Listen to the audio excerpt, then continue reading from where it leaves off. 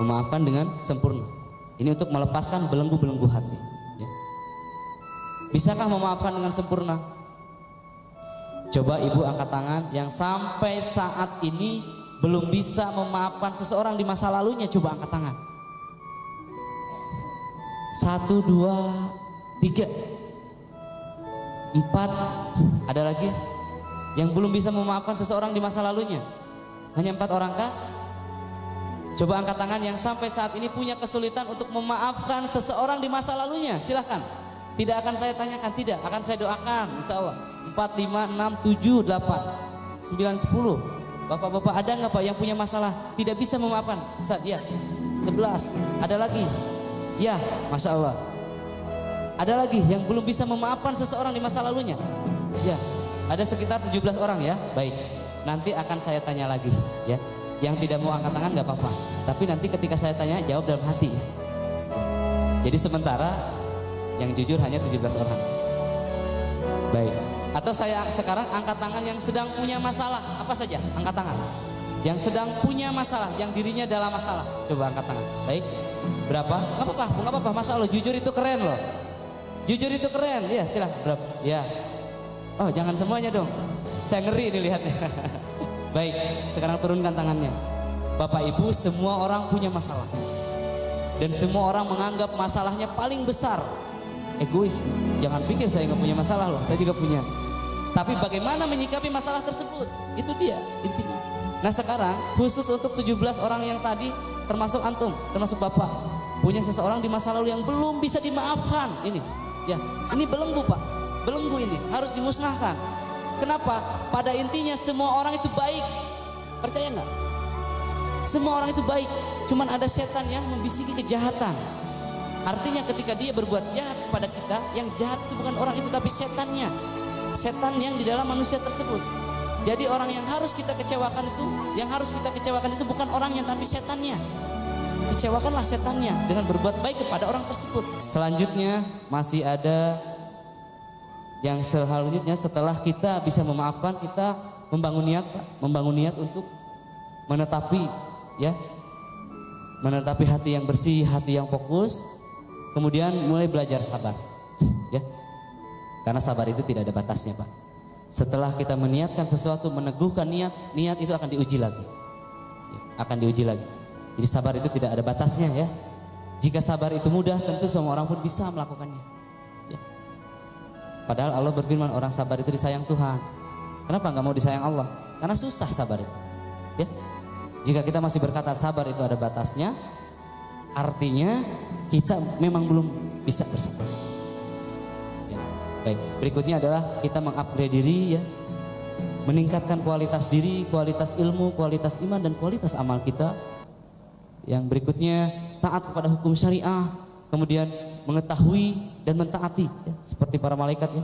Sami'na wa ata'na, kemudian mempersiapkan baju. Ini yang terakhir. Mempersiapkan baju untuk sebuah pertemuan dengan siapa? Dengan Allah Azza wa Jalla. Jangan sampai ketika kita bertemu dengan Allah nanti baju kita masih lusuh dengan dosa-dosa. Baju kita masih lusuh dengan dosa-dosa, atau jangan-jangan bolong-bolong. Ya. Kita miskin, tidak punya apa-apa saat bertemu dengan Allah. Atau mungkin tidak punya baju. Ya. Karena ketika kita tidak mempersiapkan sesuatu, tentunya kita tidak akan punya. Ya, begitu. Bapak Ibu ketika ketemu Pak RT, beda nggak bajunya sama ketika ketemu Pak Bupati? Beda nggak? Beda. Pak Camat aja ya. Bapak mau ketemu Pak Camat sama Pak RT, beda nggak Pak Wahyudi? Beda. Kalau Pak RT saya nggak apa-apa pakai kolor juga nggak apa-apa. Udah kenal Pak RT. Ini ketemu Pak Camat saya harus pakai celana panjang saya agar sopan. Ya. Kalau ketemu Pak Presiden, beda. Nggak punya dasi pun beli dasi. Ya, nggak punya batik pun beli dulu, istrika dulu kan. Mau ketemu Pak SBY, betul kan? Sekarang ketemu sama Allah Subhanahu Wa Taala yang menciptakan Pak SBY. Ya. Kita akan bertemu dengan Allah Subhanahu Wa Taala di alam akhirat nanti. Kita harus mempersiapkan baju kita. Ya. Baik, yang berikutnya adalah memaknai setiap ujian, ya, karena ujian dan musibah-musibah itu adalah paket istimewa dari Allah khusus untuk kita. Ya, Pak Wahyudi tadi dari langit ketujuh tadi turun kan, diketahui para malaikat ujian itu. Ya, hamba Allah ini akan diuji dan menjadi berita langit. Terus misalkan kena ke Pak Wahyudi, Mungkin nggak Pak Wahyudi menyalahkan yang lain? Apa namanya? Boleh nggak Pak Wahyudi menyalahkan yang lain? Pak Wahyudi kena bencana, bisa nggak Pak Wahyudi menyalahkan yang lain? Tidak bisa seharusnya. Bapak naik motor kecelakaan, nyalahin yang bawa motor. Salah nggak begitu? Salah. Ujian itu dari Allah untuk kita, bencana itu dari Allah untuk kita sikapi. Tapi kadang-kadang kita masih menyalahkan orang lain ya. Baik, kemudian berselancar di gelombang ujian ya. Jadi kita jangan menahan ombak, karena ombak itu tidak akan jemuh mengunjungi pantai. Tapi bagaimana caranya berselancar di gelombang ujian tersebut? Menyiapkan perahu ya, menyiapkan papan selancar agar kita bisa melintasi setiap ujian demi ujian dengan seru ya, begitu kan? Berikutnya adalah jangan bersusah payah meminta agar Allah merubah takdirnya. Ya. Mintalah kepada Allah agar kita ridho dengan takdirnya. Karena semua takdir Allah itu baik, Masya Allah. Ya, kadang-kadang kita belum ridho dengan takdirnya. Baik, berikutnya adalah hakul yakin. Ya. Nah ini dia hal-hal yang mempengaruhi keyakinan ini apa? Yang pertama, mengetahui sumber ketakutan. Ya. Yang kedua, mengetahui kelemahan musuh dan mengetahui kekuatan diri. Ini adalah yang menjadi kekuatan untuk menang, Pak. Menang melawan siapa? Melawan syaitan, melawan jin. Jin itu makhluk. Akan kita bahas nanti bagaimana mengalahkannya. Ya, baik. Yang pertama, bagaimana membuat kita yakin? Kita harus mengetahui sumber kekuatan kita. Sumber kekuatan dari mana, Pak? Allah Azza wa Jalla. Sumber kelemahan musuh apa? Keikhlasan kita, kan? Iblis itu kan sudah bersumpah dalam Al-Qur'an kan, saya akan jerumuskan semuanya. Ya, akan saya goda mereka dari depan, dari belakang, dari samping. Kecuali orang-orang yang mukhlisin, ya. Yang berikutnya adalah mengetahui kekuatan diri kita. Dari mana? Allah Subhanahu wa taala. Ya. Inilah pembeda ruqyah syariah dengan tenaga dalam, Pak. Ada pengobatan itu dengan prana sakti, tenaga dalam ya. Mereka yang punya tenaga dalam, mereka berkata, "Oh, ini energi saya. Ini bukan sihir, ini energi saya. Saya olah dengan pernapasan, dengan latihan hingga saya punya energi saya alirkan. Ini energi saya yang mengobati." Ini justru salah. Energi saya katanya. Allah Subhanahu wa taala. Seorang peruqyah tidak punya energi apapun. Ketika memegang pasien, misalkan ya Ustaz apa? La haula wala quwata illa billahil aliyil azim. Ya, itu kan? Tidak ada daya, tidak ada upaya, tidak ada kekuatan apapun dalam diriku kecuali kekuatan Allah. Mengosongkan diri kita hingga Allah memberi kekuatan sebesar apa? Sebesar cinta kita kepada Dia. Allah mencintai kita sebesar cinta kita kepada Dia. Itulah bedanya, Pak. Hingga kekuatan Allah turun, hingga tidak ada jin pun, satu jin pun yang bisa mengalahkan peruqyah. Tidak ada ceritanya peruqyah kesurupan, Pak.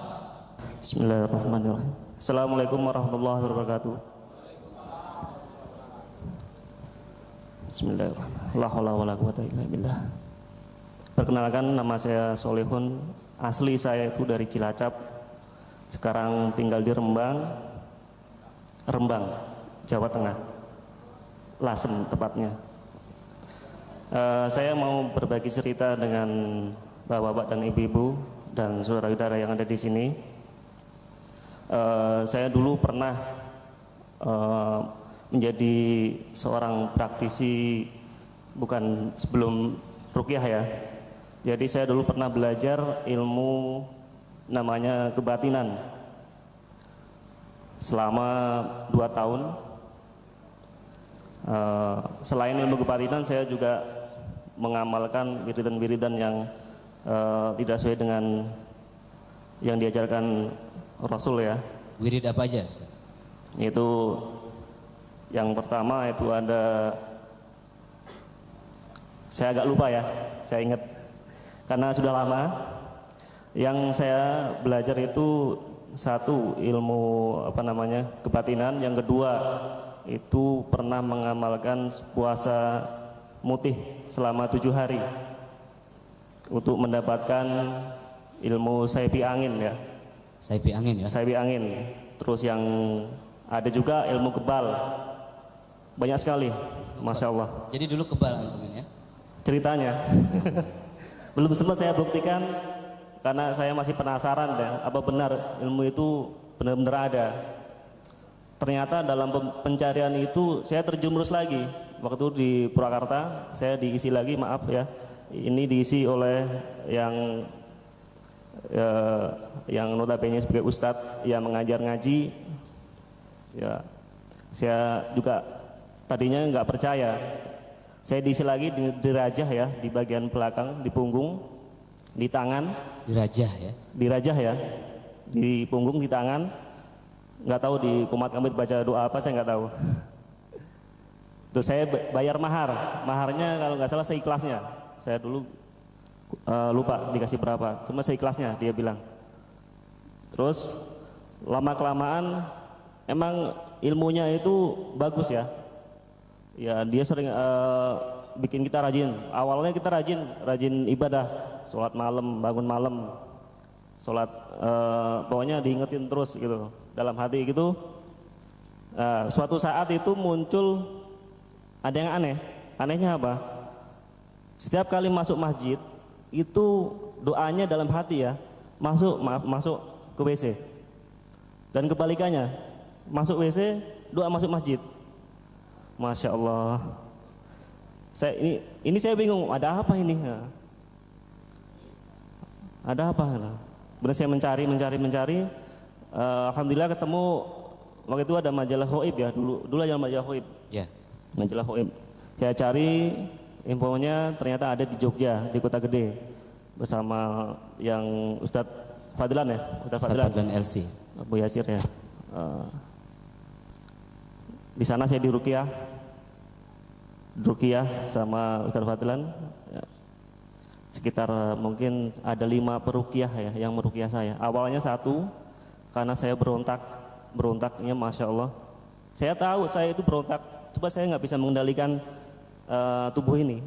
Tubuh saya nggak bisa kendalikan. Cuma saya dalam hati itu masih saya tahu orang itu meruqyah saya dengan doa-doa ini, doa-doa ruqyah. Saya berontak. Di bagian perut itu sangat keras sekali. Keras sekali. Dipukul sama peruqyah sekeras-kerasnya nggak kerasa. Masya Allah. Kebal ya. Kebal katanya, kebal. Setelah diruqyah sekitar 2 jam ya. Saya lemas sekali, alhamdulillah. Karena saya udah niat. Intinya kalau mau menghilangkan dari diri sendiri, ikhlas dulu. Benar-benar mau menghilangkan. Tapi kalau masih kayaknya masih mengganjal Ustaz ya. Masih mengganjal. Gak mau keluar jinnya. Gak mau keluar. Gak mau keluar ya. Terhalang. Itu banyak sekali di tangan, di mata, di perut, di kaki, hampir semuanya ada. Mungkin ratusan mungkin. Ratusan jin ya. Ratusan jin ya. Masya Allah. Karena dulu amalan-amalan itu yang tidak sesuai dengan sunnah ya, nggak disunahkan sama Rasul, yang nggak dicontohkan, kita amalkan. Kebanyakan di masyarakat kita seperti itu. Wiridan yang overdosis juga termasuk. Pernah mengamalkan wiridan yang semalam harus baca ayat kursi itu 1000 kali. 1000 kali ayat kursi. Dari jam berapa sampai jam berapa itu sampai doer kayaknya. Bibirnya. Sampai doer bibirnya. Waktu di Purwokerto waktu itu masih bereaksi enggak? Di Purwokerto saya memang belajar untuk menjadi peruqyah. Belajar peruqyah. Sampai saya ke Purwokerto. Alhamdulillah sudah meruqyah belum? Alhamdulillah sudah. Sudah banyak? Sementara baru keluarga terdekat. Ya alhamdulillah Pak. Dari praktisi ilmu hitam ikut pelatihan seperti ini di Purwokerto tanggal berapa waktu itu? Tanggal 18 Mei. Tanggal 18 April ya. Tahun lalu ya. Alhamdulillah sekarang udah jadi praktisi ruqyah. Ditunjukkan oleh Allah Subhanahu wa taala. Ya. Terima kasih. Assalamualaikum warahmatullahi wabarakatuh. Waalaikumsalam warahmatullahi wabarakatuh. Itu tadi testimoni ya dari seseorang praktisi ilmu hitam. Sapi angin bisa mendorong orang dari kejauhan. Yang keempat ini adalah emotional effect, ini yang mempengaruhi kekuatan kita dalam ruqyah. Jadi kita harus menghadirkan emosi kita, bukan marah ya, emosi. Hasrat untuk menyembuhkan dengan emosi. Ya Allah, dia ini sedang kesulitan. Sembuhkanlah dia ya Allah. Ya. Kita niatnya pun ikhlas. Kita membantu kesulitan dia agar kita dimudahkan dalam kondisi sulit nanti. Ya, oleh Allah Subhanahu wa taala. Niatnya jihad fisabilillah seperti itu. Juga kita harus melepaskan emosi-emosi negatif ya, seperti takut, sedih dan marah. Bapak Ibu lihat tadi yang pakai cadar itu, yang diruqyah bereaksi. Kemarin malam kalau Bapak kemarin kemarin kalau Bapak hadir di sini juga ada yang bercadar bereaksi juga. Di sini, persis di sini, ya. Kenapa demikian? Padahal seseorang yang sudah menghijab dirinya, menjaga dirinya, Pak. Yang jelas salatnya, tauhidnya sudah lurus. Dia ternyata setelah saya cek masih takut, ya, masih takut. Keluar malam takut, mau wudhu pun diantar suaminya, begitu. Ini dia, 3 hal: takut, sedih, marah, Pak. Ini bisa kerasukan jin itu dari sini. Dalam kondisi kita sangat takut, sangat sedih, sangat marah, bisa masuk. Meskipun dia ahli Quran, Pak. Jadi lagi tadabbur Al-Quran, jin itu pergi, ya. Tapi lagi takut dia masuk. Saat membantah pada suami dia masuk, begitu, ya. Emosi negatifnya. Nah, apakah benar kekuatan emosi ini? Kita balik lagi ke emotional effect tadi, ya. Bagaimana sedahsyat apa kekuatan emosi ini, ya? Jadi dalam ruqyah pun kita harus menghadirkan energi cinta. Bagaimana mencintai seseorang karena Allah, Allah pun mencintai kita sebesar cinta kita kepada dia. Bersinergi membentuk satu segitiga, ya, sinergi. Nah, itu dia, seperti itu. Makanya kita harus membutuhkan. Nah, tapi kita harus mengerti dulu apa itu cinta, kan? Jangan cinta monyet, katanya cinta itu monyet. Ya, ada yang bilang cinta itu monyet, bukan. Cinta itu adalah, cinta itu timbul karena butuh. Kebutuhan yang akan menimbulkan kepatuhan. Ibu suka sama bapak, cinta karena sama bapak karena butuh sama bapak. Nah, lalu apa cinta sejati? Cinta sejati adalah cinta yang senantiasa bersahutan, ya. Berderu-deru dalam gemuruh ombak, beriak dalam gelisah lautan, diam dalam ketenangan ikan-ikan, indah dalam kesedihan, nikmat dalam kekecewaan, dan tidak mati dengan kematian. Itu cinta sejati, ya. Cinta yang akan tetap indah meski terbagi miliaran angka tidak terbatas semesta, ya. Miliaran angka, Bu, tidak hanya dibagi 2. Ya, Allah itu mencintai umatnya, ya. Meskipun Allah mencintai pun yang lain kita tercampur, ya. Miliaran. Nah, kenapa kita harus mencintai mencintai Allah? Agar Allah mencintai kita. Barang siapa memberi karena Allah, menolak karena Allah, mencintai karena Allah, membenci karena Allah, bahkan menikah karena Allah, sempurnalah imannya, ya. Ketika dalam ruqyah pun, agar Allah mencintai kita, agar kita dapat pasokan energi dari Allah Subhanahu wa taala, kita harus mencintai pasien kita, mencintai karena Allah. Itu para rahasianya dari cinta, ya, dari cinta saja, dari sisi cinta saja. Jadi ibu kalau ingin kalau anaknya sakit, yang harus meruqyah itu ibunya, karena ibu sangat mencintai. Tidak usah dihadirkan dulu cintanya, sudah cinta. Suaminya sakit, ruqyah sama ibu, ya. Ah, takut nanti bereaksi dia. Nah, kita akan belajar hari ini, insya Allah, ya. Baik. Nah, apa tolak ukur cinta tadi? Tolak ukurnya adalah cemburu, ya. Benarkah kita sudah mencintai Allah? Tolak ukurnya apa? Cemburu kepada kekasih Allah yang lebih sahih, yang lebih saleh, yang lebih zuhud, yang lebih ikhlas. Kita akan cemburu sama hamba-hamba Allah yang soleh dan salihah. Ketika mencintai Allah, begitu. Ibu mencintai bapak, bapaknya jalan sama perempuan lain, dia akan cemburu. Nah, begitu. Seberapa hebat cemburu ibu, sebegitulah cintanya kepada bapak. Begitu. Kalau ibu sudah tidak cemburu lagi, artinya sudah tidak cinta lagi, ya. Baik. Nah, hati manakah yang tidak pernah dihinggapi rasa cemburu? Semua kita pernah cemburu. Kita tahu bagaimana cemburu itu, ya. Baik. Lihatlah saat kekasih kita cemburu, saat suami atau istri kita cemburu, kita tidak melihat lagi dia seperti kekasih kita. Dan ayyuhal insan, ketahuilah bahwa Allah pun cemburu kepada kita, ya. Rasulullah pernah berkhutbah di sebuah mimbar, dan beliau khutbahnya sangat menggebu-gebu. Beliau berkata, "Hai umat Muhammad, tidak seorang pun tidak seorang pun lebih cemburu daripada Allah saat hambanya berbuat zina. Hai umat Muhammad, tidak seorang pun yang melebihi cemburu daripada Allah ketika seseorang hambanya melakukan keharuman." Jadi saat kita berbuat zina, berbuat keharuman yang diharamkan oleh Allah, Allah itu cemburu. Allah lah yang maha pencemburu, Pak, karena Allah mencintai kita. Mari kita tutup sesi kedua rehabat ini dengan taubatan nasuha, insya Allah, ya. Dengan mengistighfari diri kita, merenungi semua dosa-dosa kita, melakukan salat taubatan nasuha, melakukan salat taubat untuk menjemput taubatan nasuha. Dalam meruqyah, bagaimana caranya kita meruqyah? Sederhana sekali. Yang pertama, kita melakukan opening dulu atau pembukaan, ya. Kita konseling pasiennya, ditanyakan, Bapak Ibu di mana sakitnya, atau kapan saja sakitnya, Ya. Karena kalau sakitnya di sini, diruqyahnya pun di sini. Sakitnya di kepala, diruqyahnya di kepala. Sakitnya di belikat, diruqyahnya di belikat sambil disentuh di sana. Disentuh, dipegang atau diusap, ya. Kita harus mengetahui di mana titik sakitnya karena di sana jinnya. Ya, begitu. Kalau sakitnya di sekitar sini di rahim, berarti jinnya di rahim, menghalangi kehamilan misalkan atau memakan janin yang sudah jadi. Ya.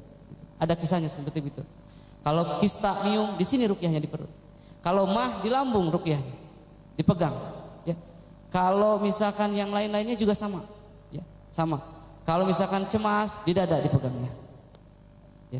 Berdebar-debar terus, cemas, ketakutan, ya, di sini dipegang. Kalau bisa melihat penampakan bagaimana menutupnya, dipegangnya di matanya, begitu. Seperti itu. Jadi kita harus mengetahui di mana titik sakitnya, ya. Dikonseling dulu pasiennya, pernah ke dukun apa tidak, begitu kan?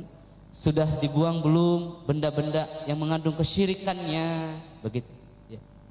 Yang kedua baru dibacakan ayat-ayat Al-Quran, di warming, ya, dengan penghangatan. Nah, dibacakan ayat-ayat Al-Quran selama 30 menit, ayat ruqyah dibacakan sampai bereaksi.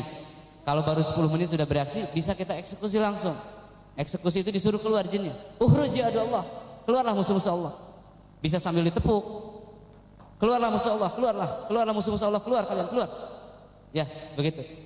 Yang berikutnya terakhir baru closing. Closing ini penutupan.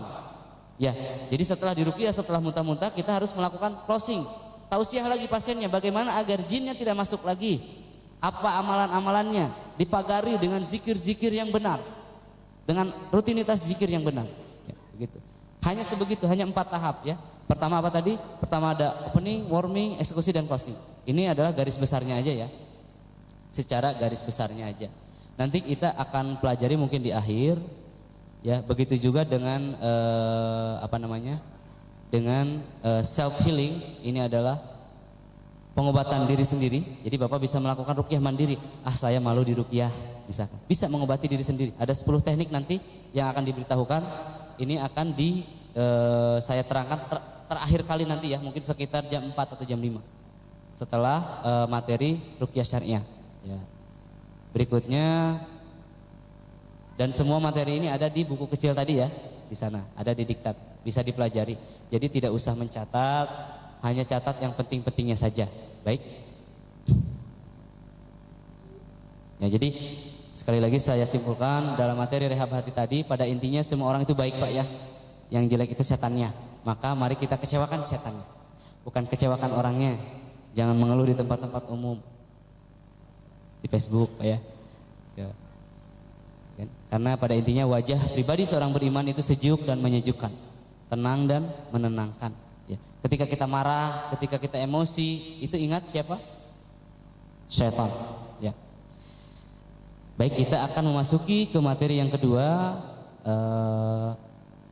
Materi yang terakhir, ya, ini adalah Quranic Healing Technique, yaitu ruqyah syariahnya. Pada kameramen ini yang harus direkam. Ini adalah bagian terpenting dari pelatihan hari ini, ya. Bagaimana, siap Ibu? Siap. Asar di sini jam berapa? Jam 3, ya. 1,5 jam kemudian kita akan mempelajari teknik ruqyah syariah. Ingat, semua umat Muhammad bisa meruqyah. Ruqyah syariah itu bukan milik ustadz, tapi milik umat Muhammad, ya. Bapak Ibu bisa lihat usia anak berapa ini?